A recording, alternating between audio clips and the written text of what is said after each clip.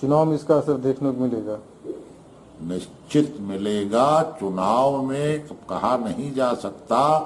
फिलहाल जो जैसे मेरा जनपद है यह सवर्ण बाहुल्य है। सवर्ण जो है वो 7 लाख है। 7 लाख और 4 लाख अगर ओबीसी को भी मिला दिया जाए कि जिसके ऊपर ये कानून लागू होता है तो हम 72% हो जाते हैं। वह एससी और मोहम्मदन दोनों एक साथ हो जाएंगे तो 28% होते हैं। ऐसी स्थिति में देखने पर, समीक्षा करने पर लगता है कि 72 और 28 का जो ये ग्राफ है, प्रतिशत है, बहुत ही अंतर पर है। इससे निश्चित तौर पर चुनाव में अहित होगा। हिंदू को हिंदू से लड़ा दिया गया। अब वो भी जो अनुसूचित जात, अनुसूचित जनजात का हमारा हिंदू भाई है, उसको सामान्य वर्ग के लोगों से, पिछड़ा वर्ग के लोगों से लड़ा दिया जाएगा।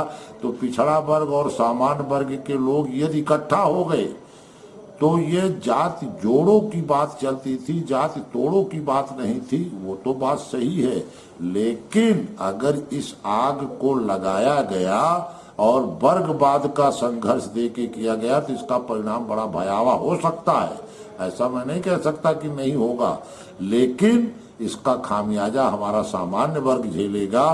तो सामान्य वर्ग जब झेलेगा तो दिक्कतें आएंगी। इसलिए मैं ये चाहता हूँ कि यह इस पर पुनर्विचार हो। हाई कोर्ट का, सुप्रीम कोर्ट का जो आदेश था, जो फैसला था, वह अच्छा था और उससे जो चीजें थी उसमें कुछ सुधार होने की आवश्यकता थी।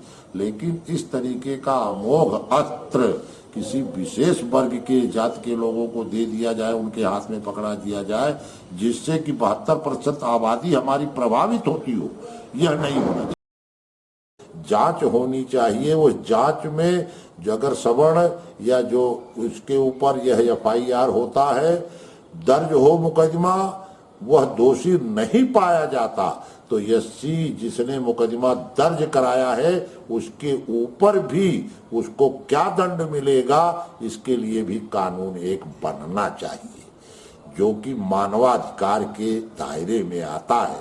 और एक ही मानवाधिकार में एक को आप दूध पिलाएंगे और एक को पानी भी नहीं मिलेगा, उसको लाठी मिलेगी, तो यह कानून कैसे होगा और इस तरीके से सबका साथ, सबका विकास कैसे संभव हो पाएगा? ये एक बहुत बड़ा प्रश्न हमारे समाज में गूंज रहा है। अभी तो शांति प्रिय आंदोलन चल रहे हैं, मैं भी खुद उसमें 3-4 घंटे जाम में फंसा रहा। मुझको ये नहीं आभास था कि धरना चल रहा है, प्रदर्शन चल रहा है। एसपी ने मुझसे कहा कि आप मत जाइए, मत आइए। तमाम सांसद बेइज्जत हो रहे हैं उसमें, जो सवर्ण जात के हैं। क्या अब एक जात के लोग पूरे देश को चलाएंगे? इस तरीके से अगर एक जात के लोग पूरे देश को चलाएंगे और उन्हीं का वोट सबको चाहिए तो ये तो बहुत ही विचारणीय बिंदु है।